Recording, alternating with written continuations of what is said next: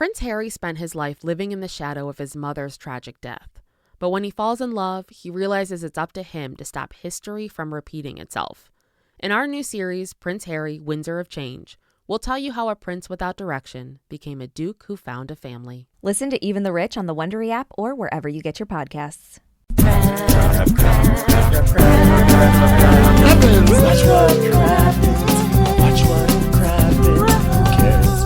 Happens when there's so much that happens.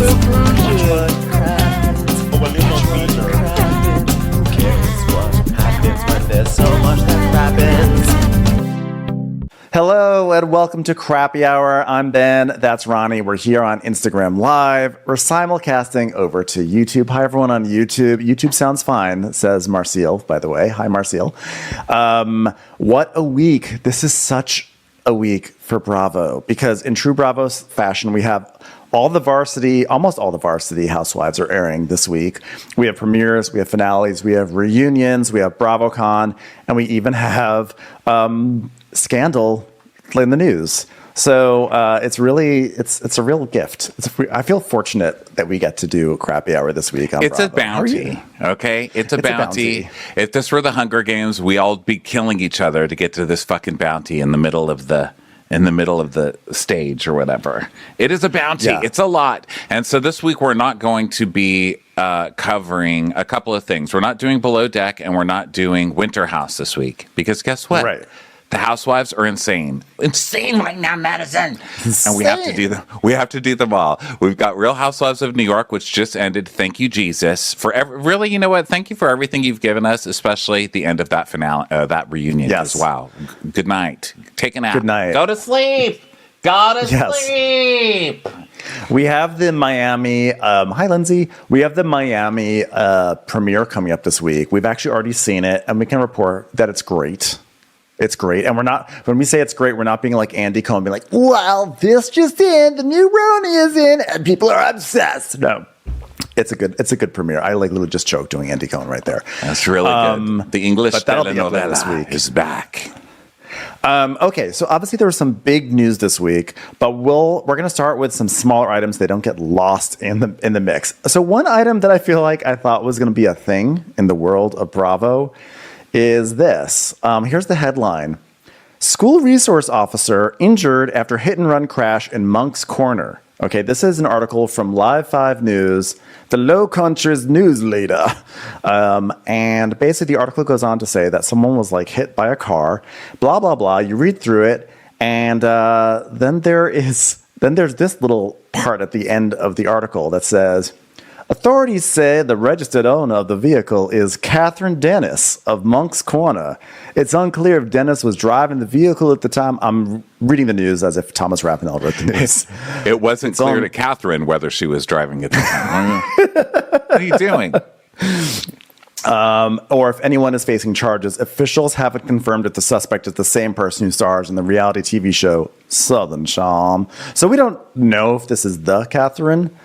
Well, but it wouldn't be surprising if it were. Well, here's the thing, just because we talk about Bravo, right? So if something big happens, people start dinging us. The first ding I got was Catherine killed somebody. And I was like, oh my God. Oh no. Because, we're always wondering on this show, like when the first murder is, or like the first housewife to die, which is so dark. But, of course you wonder that stuff because it's been a long time, right?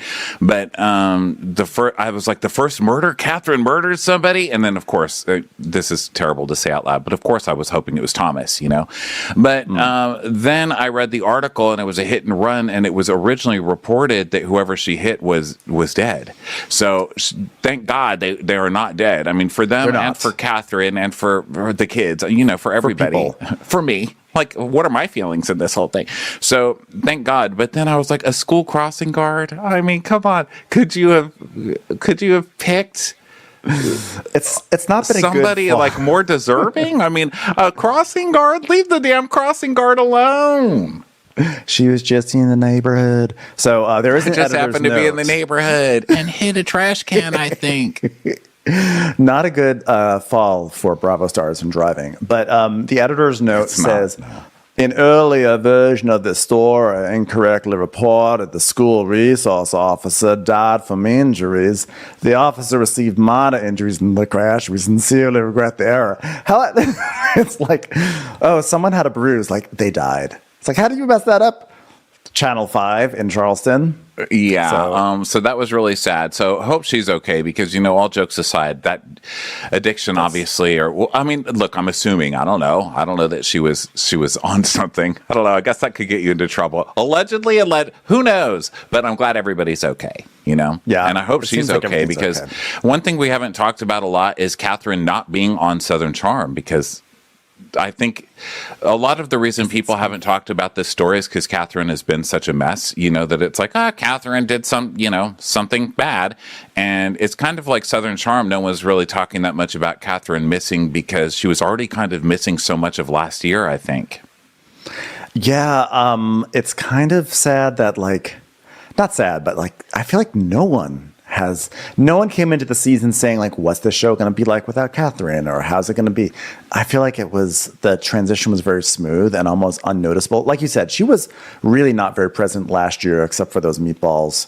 So, I don't know. So the post Southern Charm chapter for Catherine feels like it's off to a shaky start at best. Okay. Wait, the what thing post Catherine? The Southern Charm season? The post Southern Charm chapter for Catherine. Oh, yeah. Because Southern Charm. I was just trying to sound academic and smart.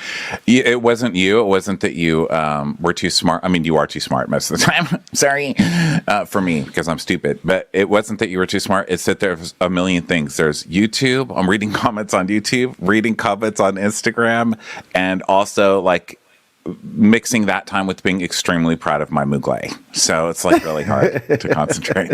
All right, I'm going to see if there's any questions. Do people have questions? You can ask questions. I'm trying to find. Instagram hid them. No questions yet. People, did I not turn the questions on? Questions, people. Maybe people ask us questions. Okay. So another thing that happened is Shannon was arraigned today. Right? Was it today that she was arraigned? In other drunk driving Bravo news. While we're doing it, look, everybody take your defensive driving and get the Uber app or the Lyft app, really, or the Share app. Really, any DoorDash. Call a DoorDash to help you if you're too drunk to drive. Just call somebody, guys. So we're in 2023 now. Not to sound like Shannon, because that's what Shannon said when Gina got her DUI. Who gets a DUI this day and age? There's Ubers, and then watch, I'm going to get pulled over on something. But I just want to point. Sorry. I just want to point out. I want to interrupt you for 1 second. But I have wanted to clip somebody before. Okay, go ahead. No, I'm sorry. I did not need to interrupt you right now. What I was just going to say is that this is showing that there are a million questions, but when I click on it, it says no questions yet. So thanks, Instagram. Thanks, Instagram, for not actually showing us the questions that people have, showing us the notification that there are questions. But if we're not answering your questions, it's because Instagram is useless. So what I was going to say, but we do have questions here in the comments, which is, why did you leave LA, Ronnie? How about... this one says, did you see Lenny's mistress Halloween costume? Lenny's? Okay, I'm going to look this up right now. Lenny? Was it a sexy nurse? Girlfriend costume. I'm doing it right now. We're gonna find out. Okay. Lenny Hochstein girlfriend costume. I'm not, you know what? I'm going to say I haven't because nothing's coming up. I'm going to assume it was a costume of Lisa. I'm going to say she was dressed as Lisa, and it was a terrible costume. That's what I'm going to say. Okay, so let's move on to. I want to move on to another piece of news. Yeah, she's dressed like Lisa as the devil, from what I can see. Of course, that totally tracks. Okay, so another piece of news is the Real Housewives of New Jersey cast trip has been canceled. So when I read that headline, I was like, "Oh no! Like, what did people do? Is this season so toxic? Like, what is wrong? Is it so boring?" Like, I started imagining the worst. But then the story behind this is so Real Housewives of New Jersey, I almost can't even deal with it. Basically, they were going to go to the Berkshires. The Real Housewives of New Jersey cast was going to go to the Berkshires, and the place where they were supposed to stay burned down. It burned down the day they were going to go off on the trip, and there was not enough time, I guess, to get a hotel room or something like that, or get all the clearances. And I feel like that is the most Jersey thing that could happen on a trip. Yeah. Also, they were supposed to see Dorinda, so that's not good luck sometimes, because as we'll talk about later with the Vanity Fair article, a lot of bad luck surrounding Real Housewives of New York. But the Jersey news seems to be that since they kept both Melissa and Teresa for the season, which was ill-advised, they have kind of screwed the season because apparently they have shifted into two camps and neither will film with each other, and so it's been kind of a nightmare of a season to get on camera. So I assumed it was something like that. Same. There have been a couple wonky seasons of Jersey, but even in retrospect, those were kind of fun. Even the twins and Amber, Amber and Jim Marchese were awful human beings and got even worse once they left the show, but we still remember them, and that was 1 year. Did you hear? It just occurred to me. I should put it in our document. I'm sorry, because I think I saw it when I was on the airplane, or I don't know. I was at the airport. I read that the gossip going into BravoCon this weekend is that there are two New Jersey panels because the cast is so divided, and they did a last minute switch, and that Danielle Cabral is on the panel with Melissa and Margaret, etc., and Jackie is on the Teresa panel because apparently Jackie and I think Margaret are in a fight. I think Jackie even said on Watch What Happens Live recently, like, well, I'm not so happy with Margaret these days. So, she's like, I'm not a big fan of her these days. So apparently, like, who'd have ever thought, if this is true, and Ronnie, you could confirm because you're going, how could you imagine that Danielle is on the Melissa Gorga side and Jackie is not with Margaret and that she's actually with Teresa? Does that even make sense? Nothing really makes sense in this day and age, Ben. Nothing makes sense in this modern world. It does make sense because they've been friends for so long on the show, and it's so rare to find a Housewives where people don't fight, at least have a season of fighting. But also, Jackie is a friend of. And, last year when she was friend of, for the first year, her first year being friend of, she was, all this stuff kept coming out during the season saying, Jackie's a friend of. No, actually, Jackie made it to full time. She's not a friend of anymore. She's really, whatever she brought this season was worth it. Now Jackie's back to full time. And then it turned out she wasn't. So I think that inspires some crazy insecurity in somebody, and not saying that her insecurity is the reason for their fighting. I have no idea. But, you have to bring it. You have to bring it, and that usually means either getting wasted or, having some serious trauma or fighting your ass off with somebody. And usually it's going to be your best friend because that's what people want to watch on The Housewives. Yeah. That's just generally how that is. So it's not that shocking to me. It's not very smart on either one of their parts if it's real, because I wouldn't fuck with either one of those two, because they know everything about each other, because those two have really had those discussions. Like if we were ever the types to really go at it, we know everything about each other, me and you. And every shit talk, especially me, I'm the biggest shit talker in the world. You would be able to completely crucify me with all of that stuff, and those two can do that to each other. You gotta be nice to your. If you're going to rely on somebody's ear and their mutual, the mutual shit talking that you have with the best friend, you can't just throw that all away and start shit talking each other. What are you two thinking? Get back together. This is not going to end well.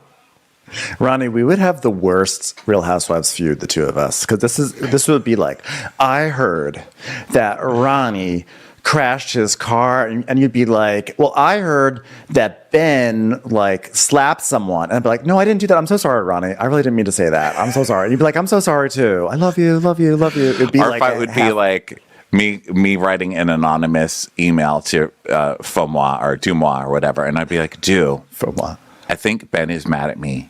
Love, Ronnie. Please keep this. Not signed from Ronnie. Who would be the worst? He'd be like, I think Ronnie's mad at me. We would have a terrible We'd have the most passive-aggressive, sobby fight.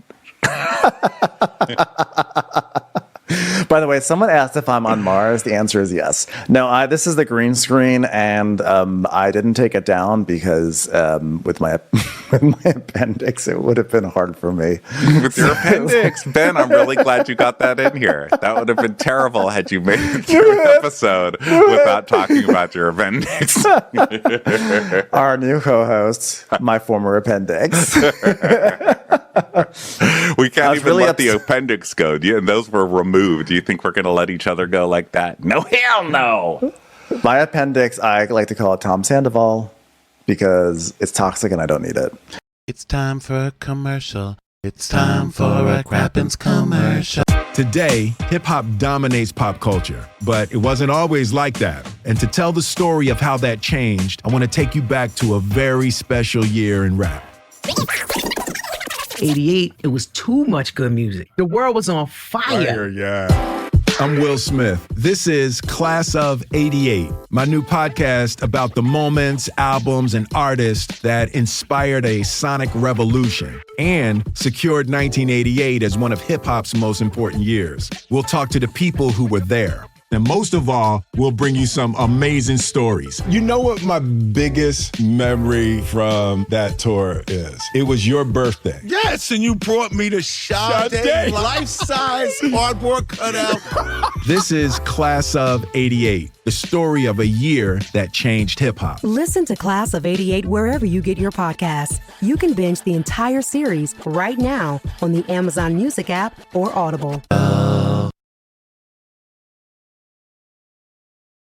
I think I said that last week. I'm so sorry, everyone. Trotting out. I still like it. It was worth it. It was worth a read. Still worth that. You know, it's for a whole new audience. It's for guys. social You never media know now. who's here live. So should we move to the big story of the day? Because I wouldn't let you before. I'm sorry. I'm so fucking bossy. You know, I don't help care. it. Who cares? So, okay. Oh, hi everyone on YouTube. I've been ignoring everyone on YouTube. Ben's appendix. Mike says Ben's appendix and Emily is still a lawyer. That is correct. Okay.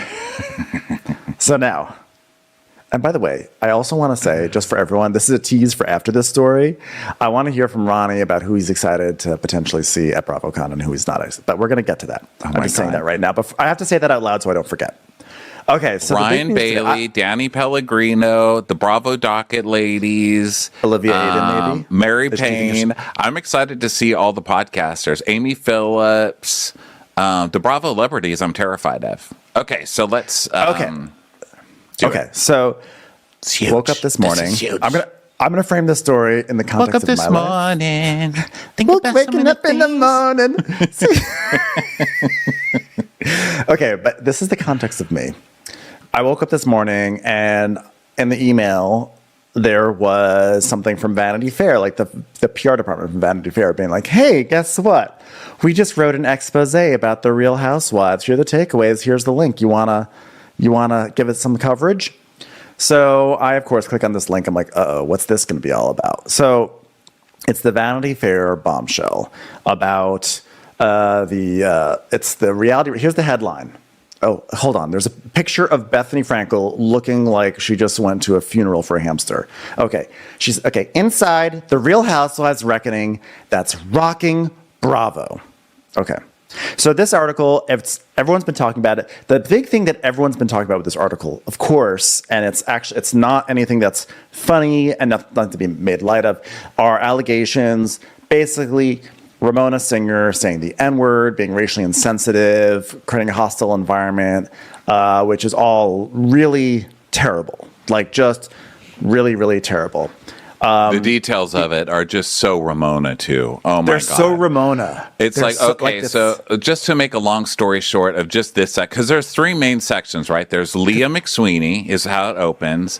Then it goes to Ebony and Ramona, basically. And then who's the other one? Maybe it's Ramona and Jill Zarin. Whatever. Jill Zarin, yeah. But like, and I want to, and by the way, I'm going to let you summarize this, but what I want to say is that one thing I want to do is I want to talk about the article as a whole, because the article is more than this Ramona section, but I don't want to minimize because this is like this part is like very serious. Right. So but just sticking with that, the Ramona thing, it's just so Ramona. So we find out kind of the whole story, because I had listened to the Carlos King podcast when Ebony was on, so I'd heard a lot of this through that. So no offense, Vanity Fair, but like a lot of this is like old info. It's not really like crazy. I mean, that's kind of my TLDR on the entire article, but go on. But the details of the Ramona thing. So apparently, this is coming from Ebony. Apparently, when Ebony was hired, they had this like racial sensitivity training or something for Real Housewives of New York. Okay, so that's how they started it. It was a phone call that they were all on this group call, and Ramona was saying the dumbest fucking, like the most Ramona things in this phone call. And anybody who's seen that show knows that all of this is true, and that Ramona said every stupid thing. You know, like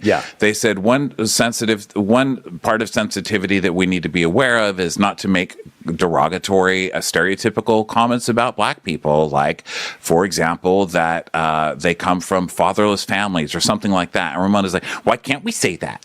You know, it's true. I looked up a statistic and it's true. It's like, oh my God. Okay, that's where it should have ended. That's where you guys should have said, this is going to be a disaster. Get fucking rid of Ramona. I mean, are you serious? You're on the sensitivity call. And then Ramona's response to the article is like, well, it was supposed to be an open dialogue. You know what? And I looked it up on the internet and there was a quote. It's like, you know what? Like, I'm sorry, I read an article. Like, you know, because as far as I know, all black families only have mothers. I'm sorry, I read in an article, okay? Like, she's saying this stuff. And then she said, the other report is that she basically said to black crew members, like, oh my God, there are like so many of you here. Like, don't cut your hair.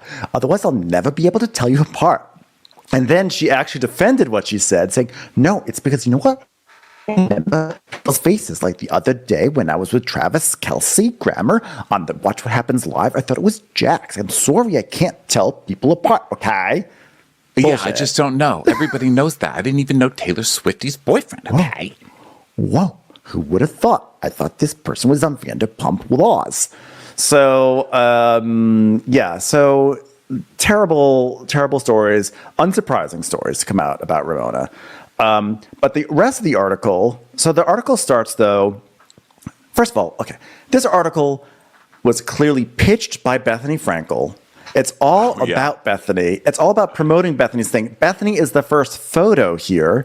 The fact that it's called Inside the Real Housewives Reckoning, that's rocking Bravo. This is clearly a Bethany thing, right? So this article is talking about all the travesties of the Real House, of the Real Housewives. And to me, honestly, like outside of the Ramona stuff, a lot of it I'm kind of like, so? It's like, guess what?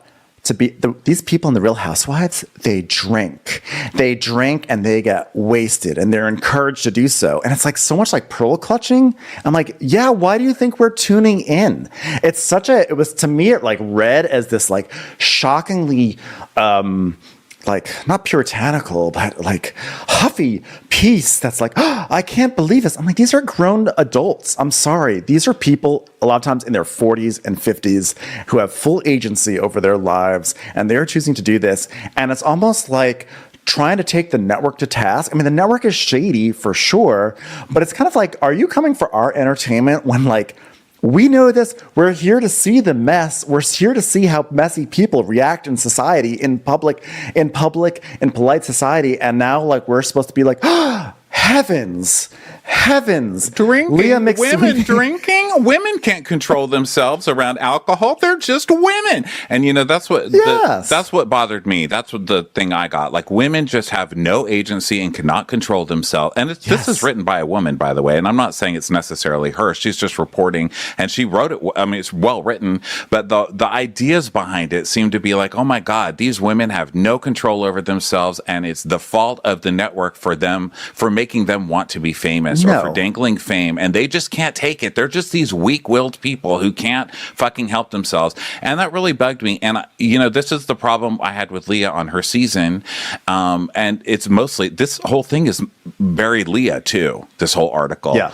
The whole first section is Leah, and it's how Leah has no agency in anything. Everything was done to her. She's a huge victim of Bravo. She was sober before she came on Bravo, and then being on Bravo pressured her to go fall back into alcoholism.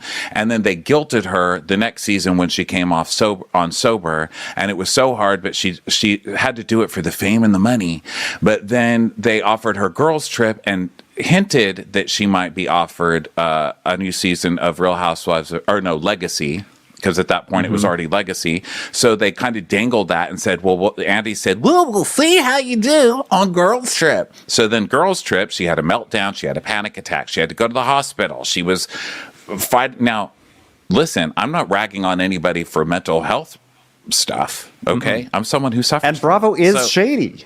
Bravo is Right. shady. Reality TV is shady and toxic. But she's literally blaming them for everything. So then she finds out she's going to the hospital. She's threatening Bravo with all of this stuff. So then they don't bring her back on Legacy. They don't cast her for Legacy. Well, you've obviously got issues that are hindering your ability to film, basically, right? So they didn't say that necessarily. They just didn't hire her.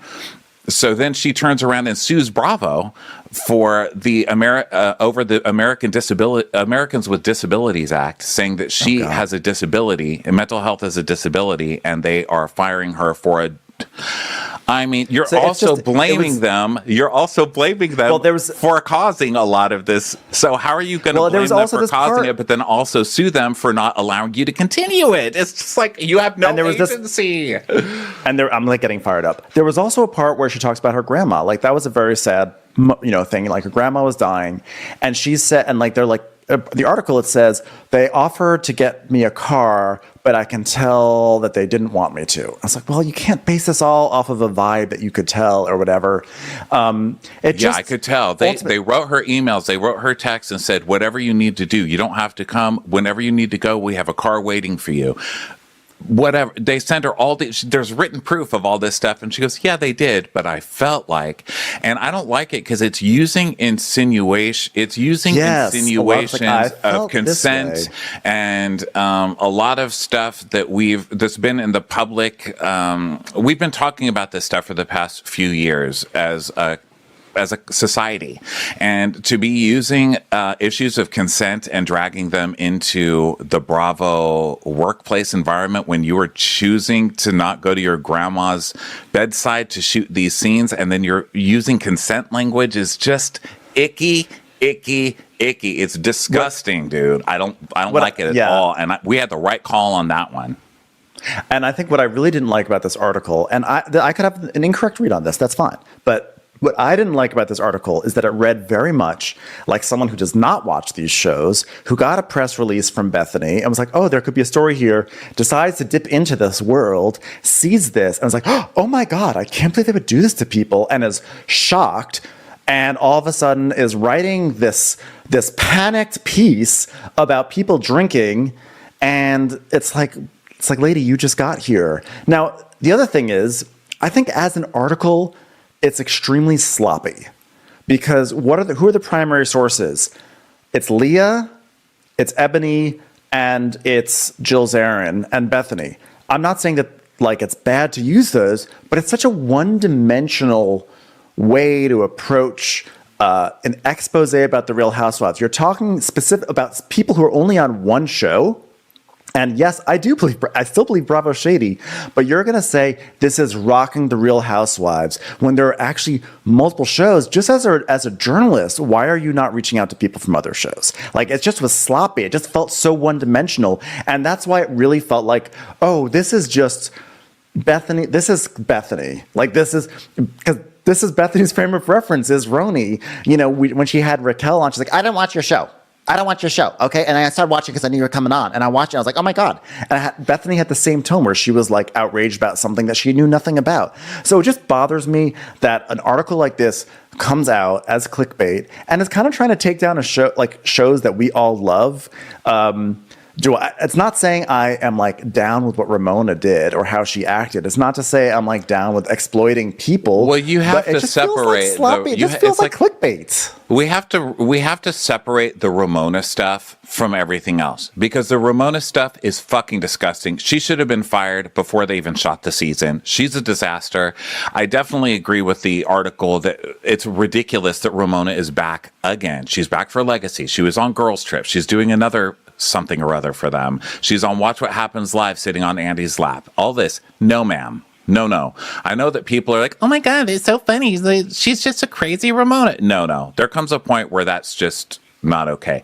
I think that Ramona, I think she'll be done after this. I think Ramona should be fucking gone. I think it's disgusting that she's still on. Now, that said, the other stuff, I'm like, listen, the drinking, they also have a point when they say that this show does profit off of people's misery. Well, duh. Welcome to reality TV. But I'm not going to disagree with that. They do let people like this is not unique Sonia to the Real Housewives. They mention Sonia a lot. How Sonia constantly has alcohol and drug problems on the show, and that the producers are writing back like, so how do we film it, or how do we, how are we going to address it when she finally hits rock bottom? Stuff like that. And that is dark. But at the same time, what are they supposed to do? You can't just commit somebody anymore. That's not how it works. Yeah. This article also just feels so late. Admittedly, like they fired the cast. They fired Olive Roney. They're done. Like even though there is Legacy, yes, they still have a platform. Legacy's not the same. There is a point because Ramona was just on Watch Happens Live. She will be on Legacy. It's Ramona. But I guess I'm going to say right now, I think this is going to be the end of Ramona. I think that this is too much egg on Bravo's face. That will be it. But like this article is acting like, what do we do with these? Like, can you believe this toxic environment? I'm like, yeah, they fired them all.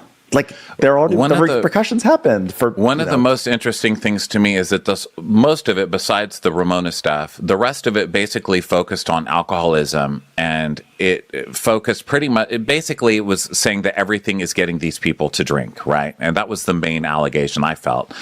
But the kind of overarching, or is it arching or arcing? Overarching, I guess. I guess one of the main points that kept coming up over and over, the Anna Peel, I believe is her name, who wrote this. I like that she kept asking them, but then why do you go back? Like the main question is, if this happened to you, Leah, then why do you keep going back?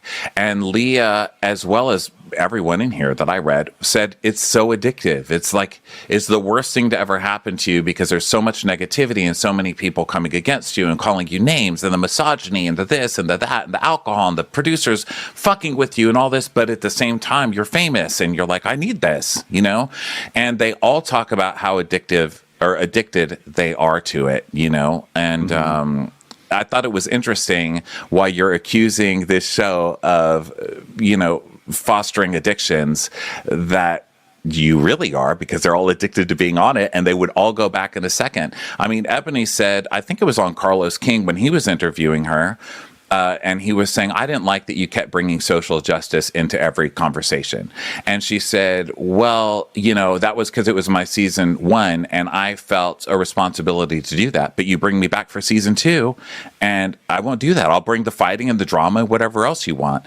And so I thought that was interesting, because I'm like, okay, so you're saying bring you back for season 2, but everyone's fighting against it, but also Leah would do another season. She sued them to do another season, So yeah, it's interesting. It's like your worst enemy, but you also just need it, Yeah. I just didn't like this article because it didn't feel thorough to me. And I don't feel like the takeaways were like revolutionary. I like the takeaway is Bravo is shady. Bravo, Ramona's terrible, but Bravo keeps bringing her back. It's like, yeah, we have eyeballs. We see this. We've seen this. Not saying we approve of it, but like we see clearly, Bravo's going to follow like who its like moneymakers are, or who's like has created like a story or fascination with them. Probably not anymore with Ramona, but I just felt like this felt like a hit piece on Bravo, and Well, the Bethany quotes are really the best. You know, at one point she says something like she was reading the contract, and there's a part in the contract which is basically saying we have the right to embarrass you, make you look like an idiot, take everything you say out of context, use it against you. I mean, you know, they really spell it out. And Bethany says something along the lines of like, and I thought I can handle this. I really am a different breed, which is so Bethany to say. So then, she says later, you can't be the leader of the universe and then act like you don't know what's going on in it, Frankel says of Andy Cohen. I was part of it, Frankel says. I wanted to be Andy's favorite. I loved that I was Andy's favorite. I loved that I was able to make good television and produce it at the same time. I loved that the producers knew I was the best. I was in the machine. I was the machine. I created the machine. Are you fucking kidding? Sit down, Bethany, okay? Go back to your fucking makeup reviews on TikTok and giving away like makeup to people you consider too poor to afford it at the TJ Maxx. Shut the hell up, you created it. I cannot with her. Yeah, but that being said, I think Ebony had like my favorite quote of the article. This is the best part of it. So it's just a little parenthetical. In the article, it says, presented with the idea that she might participate in Frankel's organizing, Ebony K. Williams said, fuck Bethany Frankel. You think I'm going to let some white girl speak for me with my experience with a multi-billion-dollar corporation? Thank you, Ebony. That was the funniest. That was the best thing you ever said. That was great. Exactly. Yeah. I just thought it was a sloppy article. And it's a thing that gets people who don't watch these shows into a tizzy. And it's the sort of thing that gets people writing letters. It's the sort of thing that could like get some person who's totally disconnected from it on like the FCC to crack down on something. It's just, I don't know. I think it's irresponsible. Listen, if The Bachelor is still around, I don't think that Bravo's in trouble. I think Bravo is actually shockingly doing better than ever in a lot of ways. And, you know, I think that just like the reality reckoning Bethany's thing, I think she's got some points there. I think that people are used in the wrong way.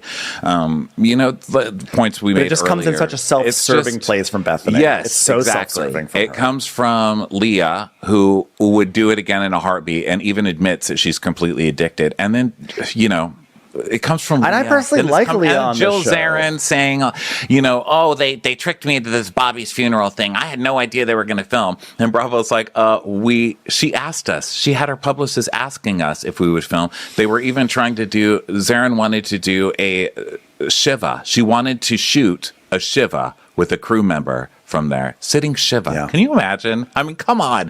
And then she says where she really felt blindsided was that, yes, she wanted that, but she only wanted it if it was going to be a tribute to Bobby on television, because he would have loved that. But she would have demanded that she be paid, you know, $100,000 or $10,000 or $100,000, I don't even remember, or $100,000 to Bobby's charity or something, if she knew that they were going to use it as this clickbaity, like Bethany and Jill finally talk again. Yeah. Like, Jill, you can't listen.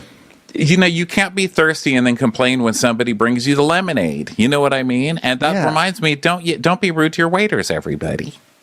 Listen, Bethany is the one who said you can't be stupid and smart at the same time, or whatever the version of that quote was. And Bethany says, oh, I'm smart. She has her own reality show. She like tortures people who want to like be her VP of something or another. She's on Shark Tank. She has her own spinoff. She's been around the block, and she's a very smart and shrewd person. And she is, I think she is taking something that is true, that there's toxicity in the world of reality TV, and she is exploiting it to try to make herself the leader of a movement. And she has pitched this article, and she found a sucker in this writer, unfortunately. You can tell that that's what this is all about, because there's not even an effort to interview anyone else on a different franchise, really. Like a little bit. Hell hath no fury like a skinny girl scorned. You know? I just think, that's why I don't fuck with skinny girls. I don't ever scorn them. Okay. Yeah, I don't know. I think, like, how about we talk about the toxic abuses that happen in scripted television or on other TV shows too? I mean, they do in this article. She does go into that at the end of the article. She's like, this is what happened on other shows like The Bachelor and The Real World and stuff like that. But of course, you know, look, this one, I'm all for exposing the wrongs of whatever's happening, but expose some wrongs. This one we've been waiting for. It was reported that it was a deeply reported article. It's the same shit we've heard a zillion times. I heard a couple new details from Ebony, but otherwise it's stuff we've already heard. And this quote was cracking me up because it's so clear who this is. Have I been put through the ringer? This is someone anonymous. Have I been put through the ringer? 100%. Still better than my worst day withering away at a life of quiet desperation. At BravoCon, when she went to last year's BravoCon, a 3-day convention attended by 30,000 or so fans, she turned to 2 former fellow Bravo celebrities and said, "How do I ever be happy after this?" Who do you think said it? Who do you think said that?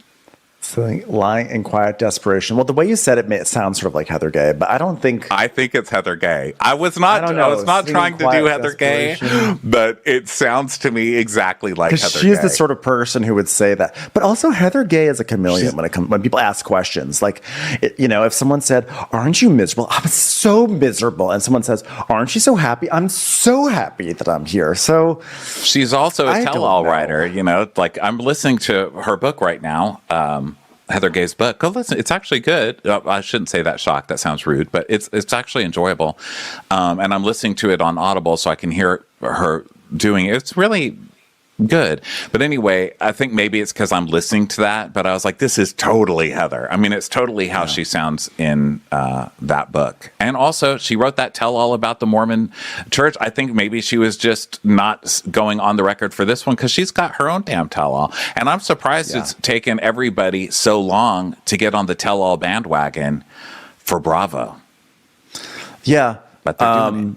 And I'll read them So that all. being said, I will say, I think this is a bad article, but I mean, and I'm also disappointed because the writer, Anna Peel, had a great article about Love Island, sort of a similar thing about like mental health issues on Love Island. But on that one, she went and she really, she like discussed various different seasons, different cast members, and it just felt comprehensive. And this one, like, I don't know. I feel like she dropped the ball on this one. And I'm like very disappointed. I don't like when people come for my entertainment and like don't provide me something new. Like all they do is like whip up frenzy, but that's it. Like that's like I don't appreciate that. The Ramona stuff is like disturbing and terrible. Someone here said really she should have just focused on Ramona and Ebony in that situation, and it would have been a much stronger article. But I think this tried to be much bigger and broader than it was. And you know what I say?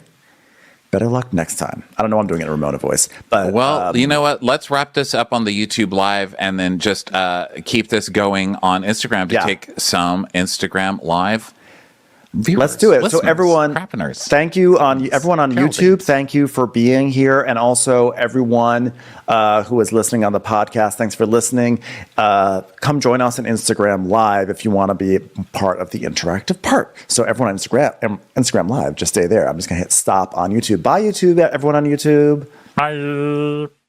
Watch What Crappens would like to thank its premium sponsors. Ain't no thing like Allison King. Ashley Savoni, she don't take no baloney. Strolling the park with Caitlin Clark. She's not just a Sheila, she's a Daniela. Itchels. Aaron McNicholas, she don't miss no trickolas. She's never scary, it's the Green Fairy. Jamie, she has no last namey. Hava Nagila Weber. Know your worth with Jason Kurth. Sip some scotch with Jessica Trotch. She's always supplying, it's Kelly Ryan. Kristen the Piston Anderson. Let's give a kisserino to Lisa Lino. Megan Berg. You can't have a burger without the Berg. Ruru LaRue. The Bay Area Betches.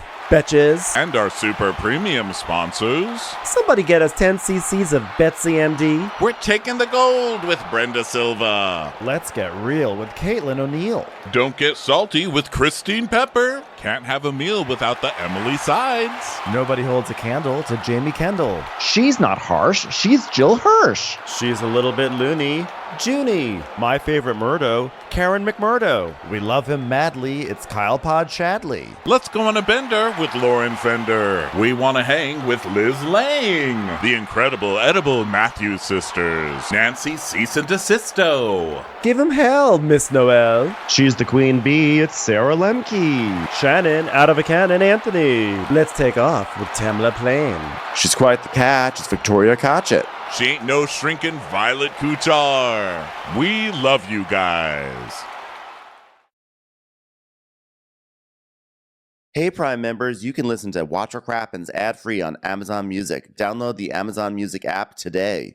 Or you can listen ad-free with Wondery Plus in Apple Podcasts. Before you go, tell us about yourself by completing a short survey at Wondery.com/survey.